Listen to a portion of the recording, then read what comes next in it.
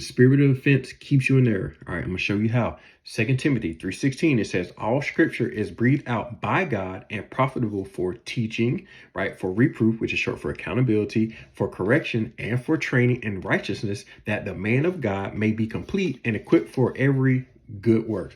Now, what the enemy will do, the enemy will use your ego and your pride to keep you from receiving correction and accountability, even if it's done in love. Because you will be offended. You'll be like, who this person think they is, like, or whatever. Or you might come up with something. You're like, well, they only been in the church for a year. How dare they tell me something? I've been going to church for 20 years, which that is a terrible mindset to have anyway. But moving on from that is, that ego and that pride keeps you from coming out of error and from flourishing spiritually, because you rather stay in the wrong because you were offended. See what I'm saying? That the enemy wants you to stay like this. There's even a song dedicated to that, right? I don't know the artist, but the song is, if loving you is wrong, I don't want to be right. And that's about a married man who's committing adultery and having an affair. Now the world knows that's wrong and he knows that's wrong, but he just don't want to do right. He want to stay in error. You see what I'm saying? And that's what the enemy does, man, right?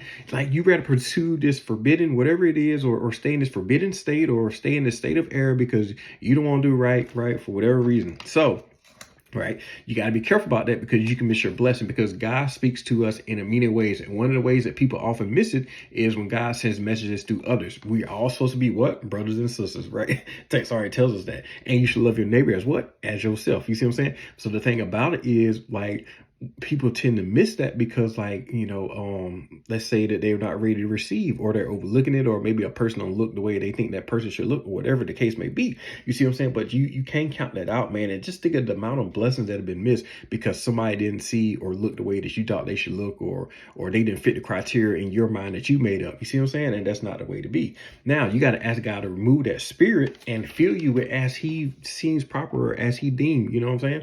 But I'd rather be corrected here than to get in front of the throne and be corrected or told that I was in error. And then not only that, but God sent somebody to bring me out of that error, but I did it because I was in my feelings, or I blocked my blessings. You see what I'm saying? So we gotta be careful about that.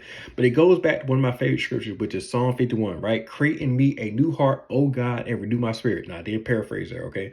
So, but that's one of my favorite scriptures, because it's talk about inviting God in to create in us a new heart. And we need to do this daily. You see what I'm saying? Because, like, things just, you go through things and you're going through life, whatever, blah, blah. You never know what's trying to attach to you, or maybe you may accidentally come in agreement with and stuff like that. So you just got to ask God to cleanse your heart.